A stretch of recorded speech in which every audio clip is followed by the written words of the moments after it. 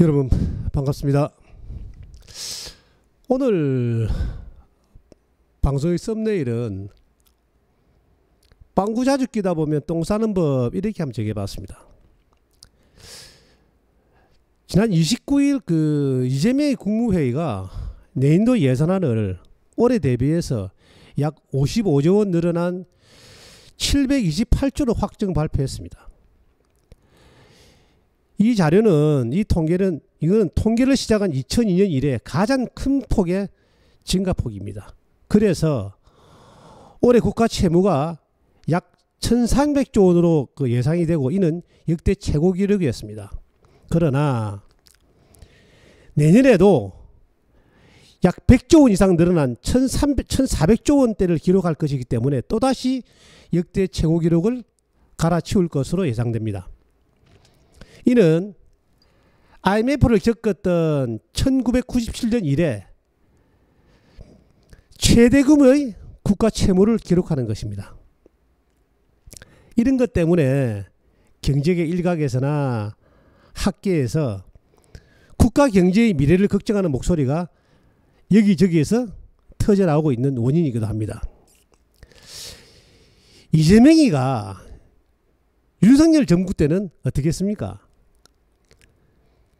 29번의 탄핵으로 행정을 마비시키고 각종 정부 예산의 삭감을 밥 먹듯이 했습니다. 특히나 대통령직 특갈비 약 80몇 억을 갖다가 전액 삭감했습니다. 그래서 대통령실의 행정을 마비시킨 주범이 이재명입니다.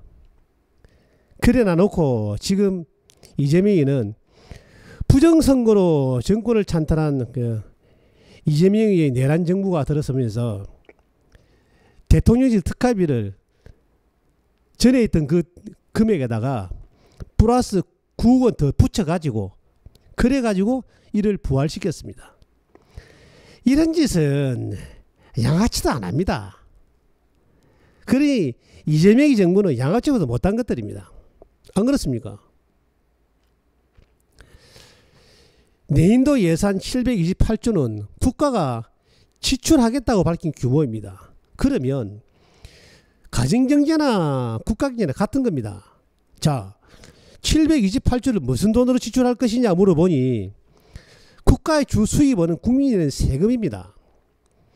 그렇게 내년도 세금을 계산해 보니까 618조 원 정도로 거둘 것으로 예상을 하고 있습니다.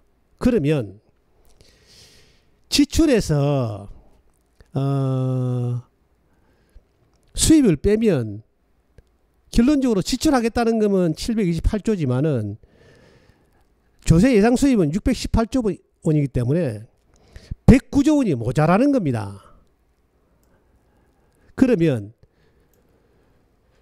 모자라는 109조 원을 어떻게 매길 것이냐. 쓸려는 돈이 없으면 가게는 은행 가서 돈을 빌립니다. 개인도 마찬가지고 국가는 국채를 발행하는 겁니다.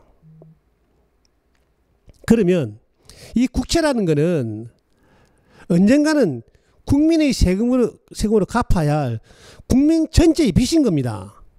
그렇지 않습니까? 언젠가는 이 돈은 누군가는 갚아야 되지 않습니까? 국민 전체의 빚인 겁니다. 그런데 국가를 경영할 때 그 예산이라는 게 사실은 국가가 어떤 채무를 획기적으로 늘리려고 그러면 지역에 동해에 조사를 해보니까 우리나라도 석유나 가스가 나온다더라. 그럼 그 조사해보자. 타당성이 있다 하니 그런데 돈을 쓴다거나 또는 세계적인 몇 안 되는 나라가 비행기를 만들었습니다. 우리나라도 거기 반열에 들어선 겁니다. KF-21로. 그런데 R&D 예산에 돈을 투자해서 다음에 이거를 수출함을 해서 돈을 벌어야 된다. 이렇게 국가가 돈을 투자할 때는 미래에 우리에게 덕이 될 재무의 건전성을 가져오는 쪽으로 채무를 발행하는 것은 그나마 건전한 채무일 것입니다. 하지만 이재명의 예산을 한번 보십시오.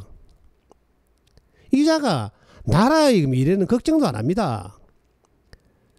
그 포퓰리즘 정책에 국민들이 호응을 하니까, 좋아를 하니까 그 정책을 계속 쓰는 겁니다. 성남시 때부터 뭐 지가 자랑하는 경기도지사 지역화폐. 올해 예산안을 보십시오. 예산안을 보면 이재명이 55조 늘어나는 거에서 약 25조 원이 이런 데 쓰입니다.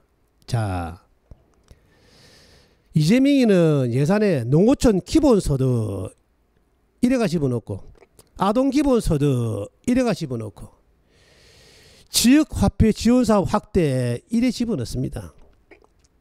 이런 거 구독자 여러분 어떻게 생각하십니까? 아니, 국민은 배도 안 고픈데 자꾸 빚내가지고 짜장면 사먹는 꼴이랑 똑같은 겁니다. 이게 내년도 국가 채무가 1,400조 원입니다. 우리가 은행에 대출 내면 이자 내지 않습니까? 국가도 국채를 발행하면 이자를 내야 됩니다. 그걸 국채 수익률이라고 합니다. 현재의 국채 수익률을 보면 연간 한 4% 정도 됩니다. 이 4%를 가정하면 1,400조 원이면 1년에 그 이자로, 사람으로 지금 대출 이자죠. 가계부채로 치면 그게 56조 원을 내야 되는 겁니다. 올해 예산 증가한 55조 원도 역대 최대라고 지금 생각이 되는데, 그러다가 이자꼴로 줘야 될 돈들이 매년 내년 기준 56조 원이라는 겁니다. 이렇다 보니 자꾸 국채를 발행 못하니 이 정부가 하는 짓이, 그럼 세금을 늘리려면 걷어야 될 거 아닙니까? 그러다 보니 세금은 더 걷겠다는 내년도 조세 행정을 보니까 딱 두 가지 더 떨어진 건 말씀드릴게요. 첫째, 교육세가 인상됩니다. 교육세 0.5% 인상합니다 하니까 국민 여러분께서는, 그 구독자 여러분께서는 체감이 잘 안 되시죠. 사실은 그 전까지 걷었던 그 교육세율이 0.5%입니다. 거기다가 추가로 0.5%를 하면 퍼센테이지로 100% 증가한 겁니다. 0.5%에서 1% 되기 때문에. 그런데 이 교육세라는 것이 어디에 달아붙느냐 한번 생각해 보셔야 됩니다. 우리가 은행에 이자를 납부할 때 대출금 이자율이 있지 않습니까? 거기에 가산금리 형태로 붙는 게 이 교육세입니다. 결론을 말씀드리면 내년도에 대출 받으신 분들은 약 1억을 대출 받았다 그러면 가산금리 형태로 교육세가 0.5% 올랐기 때문에 내년도에는 세금으로만 50만 원 더 내셔야 됩니다. 대출 받은 분들은 어떤 분들입니까? 가게가 어렵고 사업이 어렵고 이래서 대출 받는 거 아닙니까? 더 옥죄는 겁니다. 두 번째는 대출을 건드리더만 이제는 또 예금을 건드립니다. 어떻게 건드립니까? 우리가 65세 이상의 그 국민들에게는 5천만 원 한도 내에서 비과다 혜택을 주어졌습니다. 그러니까 5천만 원을 넣고 뭐 ELS 펀드라든가 주식연동에 가입해가지고 만약에 3년 만에 1,000만 원을 벌었다. 그 전까지는 이 이자 소득에 대해서 과세를 하지 않았습니다. 5천만 원 미만까지는 15.4% 이자 소득 과세를 하지 않았습니다. 그런데 내년부터는 이것을 15.4%의 과세를 비과세했던 것을 과세를 하겠답니다. 결론적으로 3년짜리 들어서 1,000만 원 받을 걸 갖다가 거기에서 154만 원 하나도 안 빼고 받을 걸 이제는 납부를 하셔야 된다는 결론입니다. 이렇게 옛날 말로 이런 사악한 정책을 우리는 가렴주거라 그럽니다. 세금을 가혹하게 걷어들이고 무리하게 재산을 빼앗아 가고 그렇지 않습니까? 쓰는 폭은 늘어나고 계속적으로 부채를 발행할 수도 없는 겁니다. 그렇다 보니까 국민을 괴롭히는 거죠. 실례로 예전의 말에 공자시대 이런 말이 있습니다. 공자님이 길을 가는데 한 여인이 무덤이 3개 있는 곳에서 울고 있습니다. 그래서 공자님께서 제자 자로를 시켜서 물어봅니다. 저 아녀자가 왜 저리 울고 있는가 가서 물어봐라 했더만은 가서 물어봤습니다. 그러니까 하는 소리가 무덤 3개 앞에 울고 있는데 저 끝에 있는 무덤이 시아버지 무덤입니다. 그러면서 하는 말이 시아버지가 호랑이에 물려서 죽었습니다. 그 다음 무덤은 누구 것입니까? 하니까 그 다음 무덤은 자기 신랑 겁니다. 남편 것이죠. 남편도 호랑이에 물려서 죽었습니다. 그래서 그 다음 무덤을 가리켰습니다. 그랬더니 한 소리가 자식의 무덤입니다. 그럼 자식도 호랑이에 물려서 죽었습니다. 그래서 공자님이 물어봤습니다.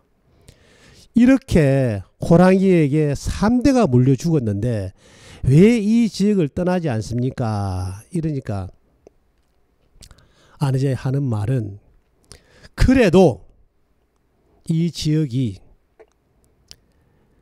세금을 가혹하게 걷거나 있는 재산을 무리하게 빼앗아가지 않기 때문에 이 지역에 남아 있습니다. 이재명이는 명심해야 됩니다. 국민을 이렇게 가렴죽으로 괴롭히면 나중에 이재명이 모가지 10개라도 모자랄 겁니다. 이 가렴죽의 의미를 경고하면서 오늘 방송 마치겠습니다. 감사합니다.